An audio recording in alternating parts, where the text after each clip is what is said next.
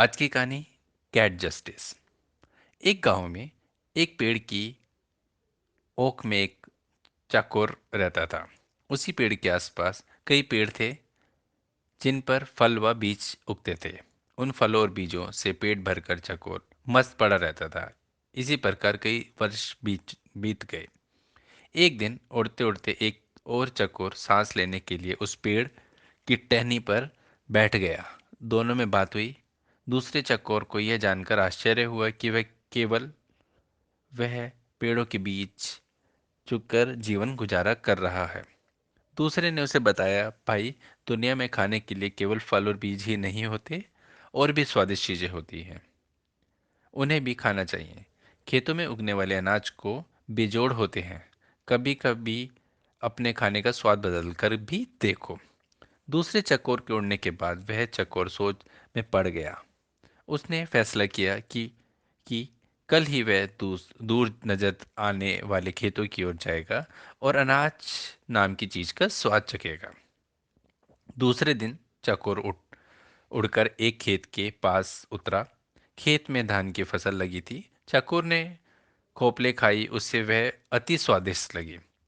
उस दिन के भोजन में उसे इतना आनंद आया कि वह खाकर तृप्त होकर वहीं आंखें मूंदकर सो गया। इसके बाद भी वह वहीं पड़ा रहा, रोज खाता पीता और सो जाता।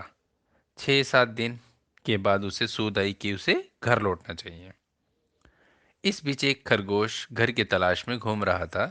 उस इलाके में जमीन के नीचे पानी भरने के कारण उसका बिल नष्ट हो गया था। वह उसी चकोर वाले पेड़ के पास आया और उसे खाली पाकर उसमें अपना अधिकार जमा लिया और वह वहां रहने लगा। जब चकोर वापस लौटा तो उसने पाया कि उसके घर पर तो किसी और का कब्जा हो गया है। चकोर क्रोधित होकर बोला, ए भाई, तू कौन है और मेरे घर में क्या कर रहा है? खरगोश ने दांत दिखाकर कहा, मैं इस घर का मालिक हूँ। मैं 7 दिन से यहाँ रह रहा हूँ। ये मेरा घर है। चकोर गुस्से से फूट पड़ा, 7 दिन? भाई, मैं इस ओक में कई वर्षों से रह रहा हूँ। किसी भी आसपास के पंछी या चौपाई से पूछ सकते हो। खरगोश चकोर की बात काटता हुआ बोला, सीधी सी बात है। मैं यहाँ आया, यह खाली पड़ी थी और मैं यहाँ बस गया। मैं क्यों अब पड़ोसियों से पूछता फिरूं? चकोर गुस्से में बोला, वाह, कोई घर खाली मिले तो इसका मतलब कि उसमें तुम रह सकते हो। मैं आखिरी बार बोल रहा हूं कि शराफत से मेरा घर खाली कर दो, वरना। खरगोश ने भी उसे ललकारा, वरना तू क्या करेगा? वह मेरा घर है, तुझे जो करना है कर ले। चकोर सहम गया। वह मदद और न्याय की फरियाद लेकर पड़ोसी जानवरों के पास गया। सबने दिखावे की हूं की, परंतु ठोस रूप से कोई सहायता करने के सामने नहीं आया। एक बूढ़े पड़ोसी ने कहा, ज्यादा झगड़ा बढ़ाना ठीक नहीं होगा। तुम दोनों आपस में कोई समझौता कर लो। पर समझौते की कोई सूरत नजर नहीं आ रही थी, क्योंकि खरगोश किसी भी शर्त पर ओ छोड़ने की तैयारी में नहीं था। अंत में लोमड़ी ने उन्हें सलाह दी, तुम दोनों किसी ज्ञानी ध्यानी को पंच बनाकर अपने झगड़े का फैसला उनसे करवा लो। दोनों को यह सुझाव पसंद आया। अब दोनों पंच की तलाश में इधर उधर घूमने लगे। इसी प्रकार घूमते घूमते वे दोनों एक दिन गंगा किनारे आ निकले। वहां उन्हें जब तब में मग्न एक बिल्ली नजर आई। बिल्ली के माथे पर तिलक था, गले में जनेऊ, हाथ में माला लिए मृग छाल पर बैठी वह पूरी तपस्विनी लग रही थी। उसे देखकर चकोर व खरगोश खुशी से उछल पड़े।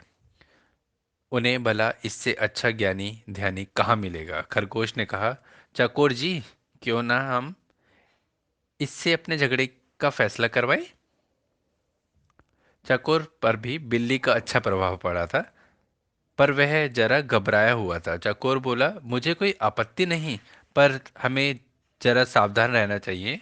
खरगोश पर तो बिल्ली का जादू चल गया। उसने कहा, अरे नहीं, देखते नहीं हो, वह बिल्ली सन्यासी मोहमाया त्याग कर तपस्वी बन गई है।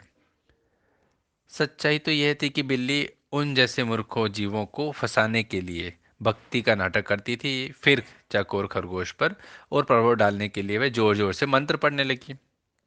खरगोश और चकोर ने उनके निकट जाकर हाथ जोड़कर जयकारा लगाया, जय माता दी, माता को प्रणाम। बिल्ली ने मुस्कुराकर उन्हें धीरे से अपनी आंखें खोली और आशीर्वाद दिया, आयुष्मान भव।